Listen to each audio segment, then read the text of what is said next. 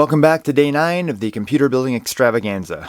This will most likely be the last day we're exploring MIDI and sound and music and all that stuff that we've been exploring for the last several episodes now. But I wanted to cover this because this was one of the other things that made MIDI so great back then. The Dream Blasters weren't widely available, and MIDI daughter boards they were very expensive back in the day, and they weren't very good. So one of the things that we had instead of those were these cool looking external sound modules, which you see in front of you is a Kawai GMega. It was made by Kawai in 1993, produced for a whopping price of $795 when it was released. This is mainly a Rompler. So what it's designed to do is just has a bunch of pre-built sounds into it, and you can connect your sound card up to it, and you can get sounds from it, pre-recorded sounds, just similar to your MIDI wavetable daughter boards. It's just this is an external device because, like I said, back then there weren't a lot of wavetable daughter boards. In front of it is just a standard. This is a 16-bit sound card. It's just a Diamond Monster MX300, but any 16-bit sound card that does like an MPU 401 dumb mode, like UART mode through the joystick port, will work. In all my experience, I've seen very few sound cards that don't support like a dumb MPU 401 mode, and that's all you need to get these working. So the way these would actually connect and work with the setup is you would have to get yourself like a PC MIDI cable that you would connect to the sound card and then on one end, and then connect to your MIDI device on the other end. So the way the PC cables worked is you had two ends. You had a male end which plugged into your sound card, and you had a female end which then pigtailed off that you could plug a joystick into. So let's say you wanted to continue using your joystick while you were connected to your MIDI device, you could do that with a cable like this. So the way this would go is this would plug into this end here, like that, and then on the back of the MIDI device, you get a bunch of different input ports and output ports. So in this one you got a through B, a through A, in B, in A, two RCA outputs, and a DC 10 volt in. And one thing you should know about is that all the ones that I've seen so far, the Rolands, the Yamahas, the Kawais, probably the Akais, most of the brands are all 10 volts. Because these are made in Japan, they're made for the Japanese power grid. So if you're going to use one of these things, I would strongly suggest you get yourself some sort of like power step down unit to bring the voltage to where it needs to be at before you plug it in. You can usually get this for $50 or $60 on Amazon. It's usually one output, so you can only use one device at a time, but at least you don't have to worry about giving your unit too much juice and possibly burning out components inside of it by giving it too much power. Okay, on the other end of this cable, you got two more MIDIs. You got MIDI in and MIDI out. The way this would go is the signal would then go from your software to your sound card to the cable here, and then this would travel to the MIDI out here on this plug here, and you plug this into in A on your device there. And then what you do, is you would then connect a different cable to the output ports on the RCA jacks. So I've got a cable here. It's got two RCAs on one side and a 3.5mm on the other side. You would then connect your left and right channels to the back of your Rompler, like this, and then you plug your 3.5mm into the input on your sound card, like that. And you just plug in your speakers to the output in the sound card and set up your software to run MPU 401 like a general MIDI output, and you should get music through your sound card. So the way this would work is the signal would travel from the sound card to the device. The device would then process it, bring the music back through this, back into the in here, and then the sound card would then mix together the music from the MIDI device and the effects and spit it out your speakers here. It doesn't look very elegant right now because the cables are long and they're kind of messy, so you want to do something about cable management, obviously.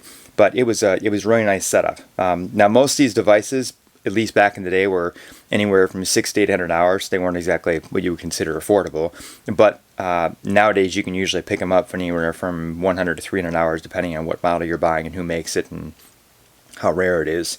But for the most part, they're a really great other solution to using just MIDI daughter cards, because they give you other sounds. So if you're an audiophile and you love using different sounds and trying out different romplers and different types of sounds, then these devices are just another way to go.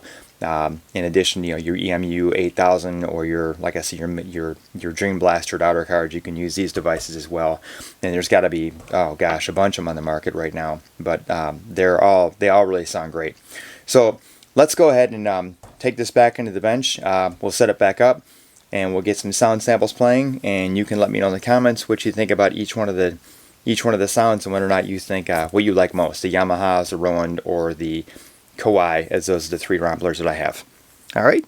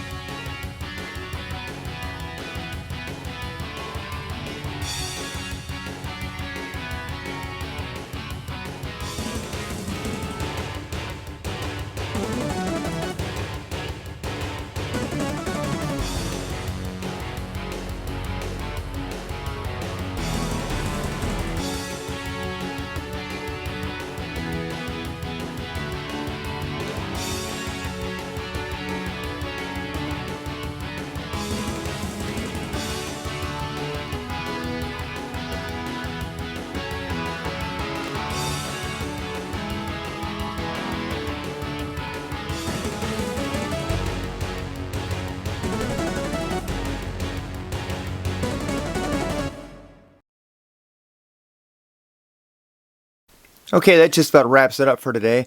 You know, when I first got the Roland, I thought it sounded great, but after going through things again last night, I discovered actually I think I like the Kawai the most, just because it seems to have the best drum kits, and it seems to be the loudest. But the weird thing is that for some of the earlier games, like let's say from 88 to 93 or so, some of the stuff just didn't sound that great in the Kawai. I'm not sure if it was, I think it's because primarily all the things were designed for the Roland back then, because that was the only real thing out there in the market. So they originally wrote the stuff for Roland. So the game sounded better on a Roland. But when you got some of the later games, like in your Dooms and all the first-person shooters that followed after Doom, that still use MIDI, in some of your other games. Some of the other ones, they just sound pretty good. So, you know, again, it's a matter of preference. But this pretty much wraps it up. Again, let me know in the comments what you think, if you enjoyed the video or not, and which one of the ROM plays you like the best. And we'll see you again in a couple of weeks.